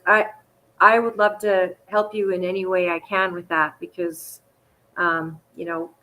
just seeing firsthand what expensive, and my own pharmacist is just like, sorry, that's not us. I mean, it's really, really everyday people feel this in some way, or someone in their family feels it. And when people have to decide between paying a mortgage or paying for food or paying for medicine, and this is happening behind the scenes. And as taxpayers, the fact that so much of our tax dollars is going to fraud or abuseful tactics in this crony capitalist society, it should be stopped. We should be stopping it. And I love that you're somebody ready to stop it. And I appreciate that. It's not going to be easy. It's like I said, a thankless job, but I appreciate the fact that you are willing to chat, that you're willing to engage, and that you're looking for that collaboration with everyone. I would help you in any way I can. I know you've got a lot of fans tonight. I've taken up an hour and a half like it was nothing. This has gone so fast. Is there anything you want to add or mention before we end the stream? I don't think so. I mean, we've talked about most of the hot button issues that I can think of, and you've given me a chance even to get on my soapbox about my expertise. So I just appreciate the opportunity. I really do. I'm always apprehensive about new opportunities, but I appreciate this one. Thank you. Well, you've got an amazing wife, and I had the pleasure of meeting your daughter as well. Is she your youngest? No, she's my second youngest. Is that the right? She has one younger sister. Okay. Well, you've got an amazing family and a lot of support here in the community. Have you been out to Millard County yet? Yes, quite a few times. We've been out and met with the Farm Bureau, and been out and met with the Millard County Commission, and made a few trips out there, and got a few more coming up. And Juab as well. I know it's a tiny piece of Juab. It's a relatively big piece of Juab, but it's not a very populated piece of Right. Juab. That's what I mean. It's mostly out there by the Deep Creek Mountains and the Trout Creek area, and I haven't been out there yet. I need to. I want to. Well, and if you get with the Juab party chair or county chair, I'm sure she would assist you at least in letting you know where your voters are, at least in the Republican ticket. And if there's anything I can help you do, I'm happy to do that. I think that's something that Bridger did that was excellent, and I know you'll do the same, is he actually showed up in those areas. And that means a lot to people in rural Utah. To see and talk to their electeds. I know it can't be all the time. You don't live that there, and it is a couple-hour drive, but man, it's beautiful country, having been through it this It last is, week. and the people are kind and genuine, and I've really enjoyed the times I've spent down there so far. Yeah, well, just don't let legislature turn you into somebody else. We want the same guy that went in coming back out. So I think that you'll do that. I hope that's the case. I'm pretty sure that my wife is going to make sure that's the case. If I start crossing lines, she's going to let me know. Good for her. She is special. That's amazing. Well, everybody, again, my big thanks to KMMU and Main Street Media and my producer, Dwayne. Thank you for everything. I have to thank Sheldon for being willing to be on the show tonight, giving me an hour and a half. I know you are busy. I really respect that you are very, very busy. And when you're not busy, you're probably thinking, oh no, I'm missing something. I should be doing something. I know what you're thinking there. And you're running a business and a family and all of that. So my thanks to you for being on tonight. It's been truly my honor. And to all of you who are watching, please stick with me next week. Show will be on at 6. I'm looking to get someone to join me from Box Elder that's going to talk about the data center. And I would have gone over it with Sheldon, but I think sticking to Tooele community, topics are really important because that's who I want him fighting for. And we have our own stuff coming. And so I appreciate your input on that tonight, Sheldon. But watch for us on Facebook. I'm going to try to get that happening so that you can log in watch us on Facebook like you used to when I had Jared along for the ride. And thank you for your comments. And also, please share this. If you like, please subscribe to our channel on Political Head Trauma or on Main Street Media and KMMU. Please subscribe, share with a friend. Let people, if you liked what you saw with Sheldon, reach out to him at his website at votesheldonbirch.com. That's an easy one to remember. And if you want to donate, he'd love that. Or if you want to donate your time and be a volunteer, or if you'd like to get a sign for your yard, if you're in District 29, reach out to him and talk to him about the issues that are important to you, because that is what he's going there to fight for. And I think that I've learned that from you tonight. And I've learned that before as well, that you really do care what people are worried about. And you are raising a family in this community, and you want it to be the best community it can be. And so I'm not putting words in your mouth. I've heard you say those things both at convention, in the county. That's the great thing about the House of Representatives, right? We live here too. Yes. We live on the place we represent. So. Absolutely. And I just want to thank everyone for listening. Thank you, Mr. Producer, again for the reminder. Please join us at KMMU and Main Street Media on YouTube, Rumble, and X. Also, we're on Facebook. Political Head Trauma is in all those locations. If you have a guest that you'd like us to reach out to, let me know. Leave a comment or reach out to us on our messenger as well. We read everything, and we will do our best to get those people on. We have the primary coming up. And Sheldon, when do ballots get mailed out? Ballots get mailed out next week, the 2nd or the 3rd. I don't remember which date. What was that? I think it's June 2nd. June 2nd is when they go out, and so they should be received within a day or two of that next week. And watch for them, folks. And if you are a registered Republican, you should get a ballot.